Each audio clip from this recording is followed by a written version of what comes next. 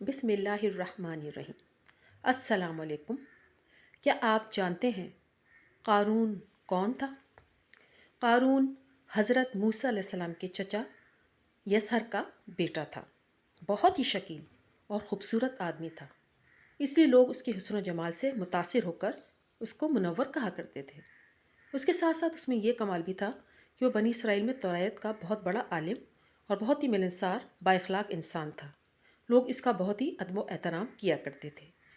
لیکن بے شمار دولت اس کے ہاتھ میں آتے ہی اس کے حالات میں ایک دم تغیر پیدا ہو گیا اور سامری کی طرح منافق ہو کر حضرت موسیٰ علیہ السلام کا بہت بڑا دشمن ہو گیا اور اعلیٰ درجے کا متکبر اور مغرور ہو گیا۔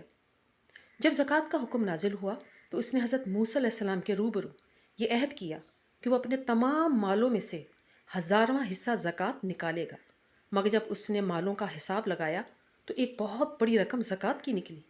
یہ دیکھ کر اس پر ایک دم حرص اور بخل کا بھوت سوار ہو گیا اور نہ صرف زکوٰۃ کا منکر ہو گیا بلکہ عام طور پر بنی اسرائیل کو بہکانے لگا کہ حضرت موسیٰ علیہ السلام اسی بہانے تمہارے مالوں کو لے لینا چاہتے ہیں۔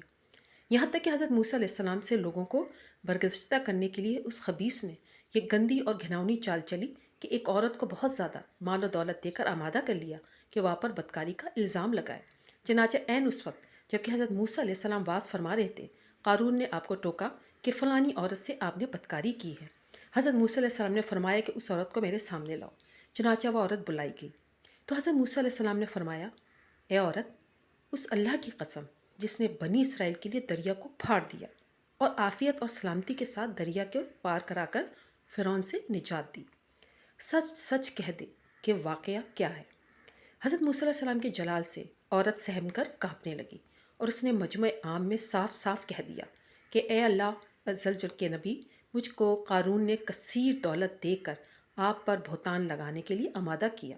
اسی وقت حضرت موسیٰ علیہ السلام آپ دیدہ ہو کر سجدہ شکر میں گر پڑے اور بحالت سجدہ آپ نے یہ دعا مانگی، یا اللہ قارون پر اپنا قہر و غضب نازل فرما دے۔ پھر آپ نے مجمع سے فرمایا کہ جو قارون کا ساتھی ہو وہ قارون کے ساتھ ٹھہرا رہے اور جو میرا ساتھی ہو وہ قارون سے جدا ہو جائے۔ چنانچہ 2 خبیثوں کے سوا تمام بنی اسرائیل قارون سے الگ ہو گئے۔ پھر حضرت موسیٰ علیہ السلام نے زمین کو حکم دیا، اے زمین تو اس کو پکڑ لے، تو قارون ایک دم گھٹنوں تک زمین میں دھنس گیا۔ پھر آپ نے دوبارہ زمین سے یہی فرمایا تو وہ کمر تک زمین میں دھنس گیا۔ یہ دیکھ کر قارون رونے اور بلبلانے لگا، قرابت داری کا واسطہ دینے لگا، مگر آپ نے کوئی التفات نہ فرمایا، یہاں تک کہ وہ بالکل زمین میں دھنس گیا۔ 2 منحوس آدمی جو قارون کے ساتھی ہوئے تھے لوگوں سے کہنے لگے کہ حضرت موسیٰ علیہ السلام نے قارون کو اس لیے دھسا دیا تاکہ قارون کے مکان اور اس کے خزانوں پر خود قبضہ کر لیں۔ تو آپ نے اللہ تعالیٰ سے دعا مانگی کہ قارون کا مکان اور خزانہ بھی زمین میں دھنس جائے۔ چنانچہ قارون کا مکان جو سونے کا تھا اور اس کا سارا خزانہ سبھی زمین میں دھنس گیا۔ قارون کا خزانہ، اس کو قرآن کی زبان سے سنیے۔ اللہ تعالیٰ کا ارشاد ہے کہ ہم نے قارون کو اتنے خزانے دیے تھے کہ ان خزانوں کی کنجیاں ایک مضبوط اور طاقتور جماعت بامشکل اٹھا سکتی تھی۔ قرآن مجید میں ارشاد ہوتا ہے، بے شک قارون موسیٰ کی قوم سے تھا، پھر اس نے اس پر زیادتی کی اور ہم نے ان کو اتنے خزانے دیے جن کی کنجیاں ایک زور آور جماعت پر بھاری تھیں۔ حضرت موسیٰ علیہ السلام کے لیے نصیحت۔ حضرت موسیٰ علیہ السلام نے قارون کو جو نصیحت فرمائی وہ یہ ہے کہ جس کو قرآن مجید نے یوں بیان فرمایا، اس خیر خواہ والی نصیحت کو سن کر قارون حضرت موسیٰ علیہ السلام کا دشمن ہو گیا۔ غور کیجیے کہ کتنی مخلصانہ اور کس قدر پیاری نصیحت ہے جو حضرت موسیٰ علیہ السلام کے ساتھ ساتھ ساری قوم قانون کو سناتی رہی۔ قرآن میں ارشاد ہوتا ہے، جب اس سے اس کی قوم نے کہا اترا نہیں، بے شک اللہ اترانے والوں کو دوست نہیں رکھتا، اور جو مال تجھے اللہ نے دیا ہے اس سے آخرت کا گھر طلب کر اور دنیا میں اپنا حصہ نہ بھول، اور احسان کر کے جتا نہیں، تجھ پر احسان کیا اور زمین پہ فساد نہ چاہا۔ قارون نے اپنے مال کے گھمنڈ میں اس مخلصانہ نصیحت کو ٹھکرا دیا اور خوب بند سنور کر تکبر اور غرور سے اتراتا ہوا قوم کے سامنے آیا اور حضرت موسیٰ علیہ السلام کی بدگوئی اور ایذا رسانی کرنے لگا۔ اس کا نتیجہ کیا ہوا؟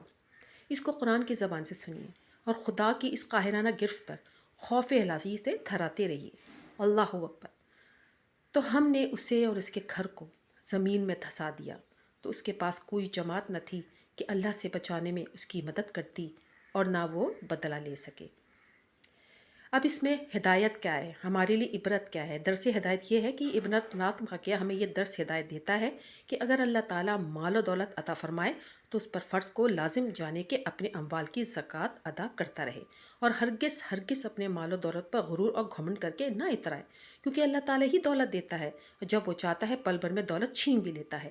ہر وقت اس کا دھیان رکھیں، تواضع اور انکساری کی عادت رکھیں، اور ہرگز ہرگز کبھی انبیاء، اولیاء، صالحین کی عزت رسانی و بدگوئی نہ کریں کہ ان کے مقبولان بارگاہ الہی کی دعا اور بد دعا سے وہ ہو جایا کرتا ہے جس کا لوگ تصور اور خیال بھی نہیں کر سکتے۔